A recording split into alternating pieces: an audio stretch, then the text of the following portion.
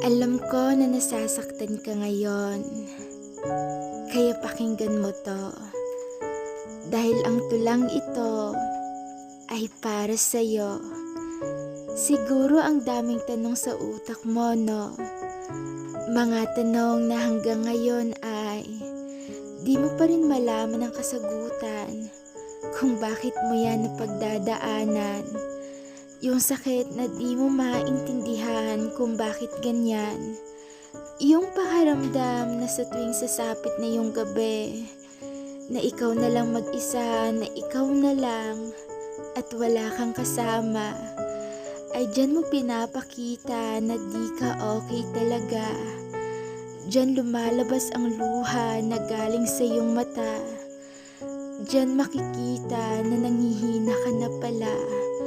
Sa tuwing maraming tao na sasalubong sa'yo, di nila makikita sa mga mata mo ang sakit na dulot ng nakaraan mo. Yung sa tuwing kinakausap ka nila ay parang sa tingin nila ay okay ka lang talaga. Pero yun ang akala nila. Sa likod ng maskara na kanilang nakikita ay may nakatagong lungkot na ikaw lang ang nakakaalam.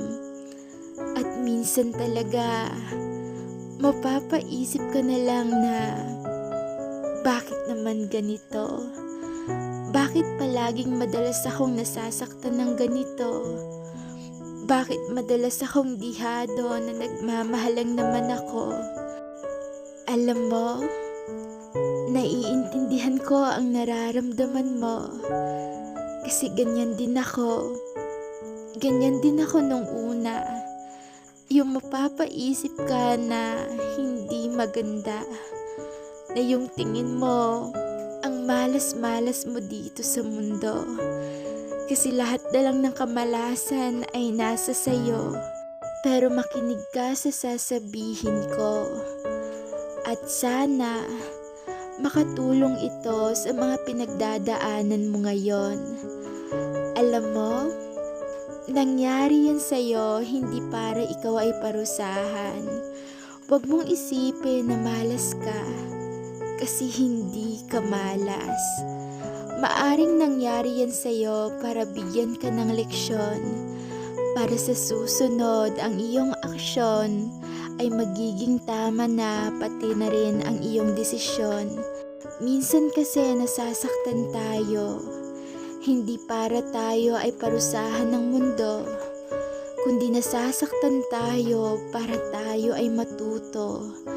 Matuto sa mga bagay na hindi pa natin alam, para naman sa susunod, ito na ay ating malaman. Kaya kung ikaw, kung nakakaranas ka man ng ganito, magpakatatag ka. Isipin mo na lang na lahat ng yan ay may dahilan kung bakit mo yan napagdadaanan. Pero maniwala ka, magiging okay ka rin. Makakaahon ka rin sa sakit na iyong nararanasan. Magtiwala ka lang. At kung hindi mo na alam kung sino ang iyong lalapitan, laging tandaan, may Diyos ka na hindi pababayaan. Kaya mo yan. Laban lang.